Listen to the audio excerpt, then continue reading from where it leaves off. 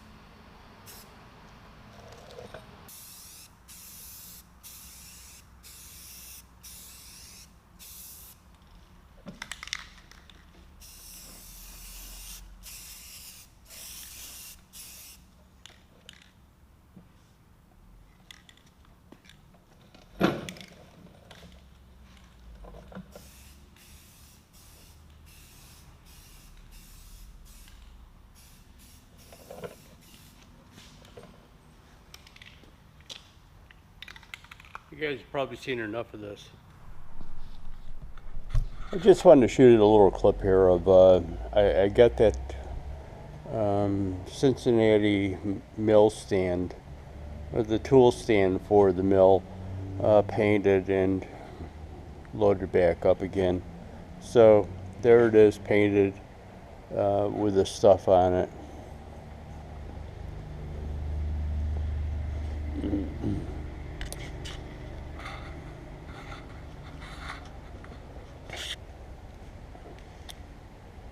And I'll bring you back for more stuff that is completed in the shop.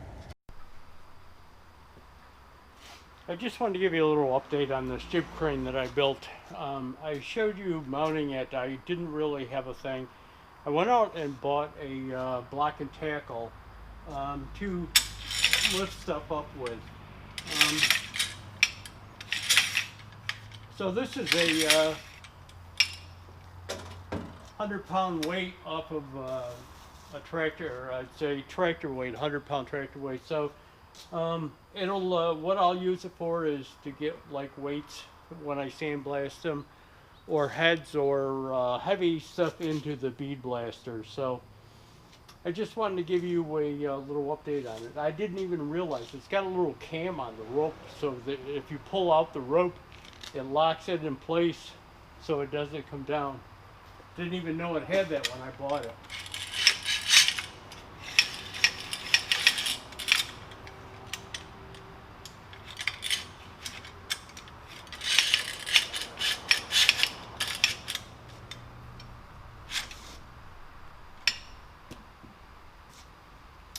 But anyways, there it is. I'll bring you back with some other shop updates.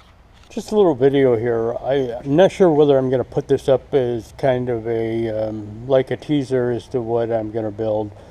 But as you probably know from a previous video, or maybe you don't know, but if you go into some of my previous videos, you'll see this stand. What it is kind of a tool stand for the Cincinnati mill.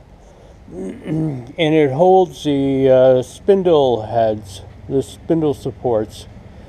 Now, it's a great way to store the spindle supports without having them on a shelf or in a drawer. But the biggest issue is spindle supports have oil in them to keep the bushing lubricated for when the spindle turns in it. And I found, both with the Cincinnati and the K&T, that if you store them the wrong way, if you lay them down, if you turn them up so that they're sitting on this flat spot upright, the oil will leak out, get all over the place. So what I'm going to do is I had to go down to the metal supply shop and get a piece of 2-inch square tube steel for something else, but I picked up this piece of plate. It was a drop. And what I'm going to do is build one of those spindle support racks for my K&T heads. And again, what I'm going to do is I had a piece of 2.5-inch thin wall pipe, and it wouldn't quite fit in there, so I just put it on the lathe and turned it down a little bit. As you can see, that's how out of round piping is. But I turned it down a little bit, fits in there fine. What I'm going to do is weld these up, and then I'll be able to weld them onto the plate, and then I'll be able to set the spindle supports on them. Of course, it's going to be longer than that. That was just a test. But again, they're going to have to sit upside down in this direction. That's the top of the plate, so they'll be sitting like that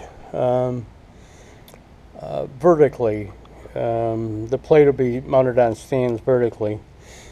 And that way the oil won't leak out of the bushing, because as you can tell, this one has oil also.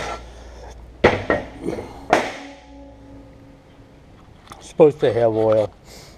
Actually, it's all probably drained out since the last time I used it. But anyways, that's what I'm going to be doing. I'm going to be building that, so I'll bring you back when I start doing that. I've got another project. That's that weight bracket out of the back of my truck. Yeah, I've got I'm going to run another piece of 2-inch tube steel, I'm sorry, along the back side of it.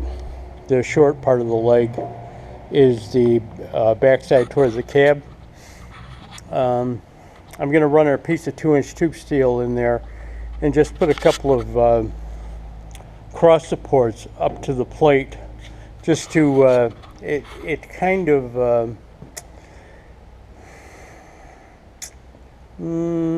what's the word for it? It kind of vibrates or deflects when you're hitting bumps or driving. So I'm just gonna put it up there, add some more weight to it, and kind of stabilize that so it doesn't do it anymore. But I'll bring you back for them. I've got some other projects I got to finish up first, but I'll bring you back for them.